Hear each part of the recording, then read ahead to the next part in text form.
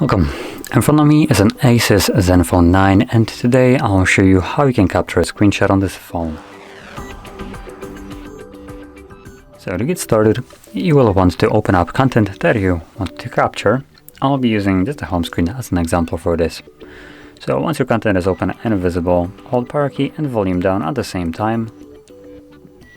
You'll have just a haptic feedback along with this pop-up at the bottom with an option of scrollable, edit, share, or delete the photo.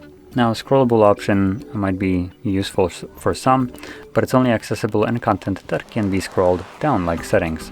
So it wasn't very accessible on the home screen. Now in here, if I do this once more, you can tap on it. And as you can see, it scrolls in intervals, so you have to tap on it every time to go further down. And once you just stop tapping on it, it should disappear after a moment. Yep, there we go. Now both of those screenshots that I have just captured can be located in our gallery application. So I will open that up and you can see there is the scrollable screenshot and here is the normal one. So if you found this video helpful, don't forget to hit like, subscribe, and thanks for watching.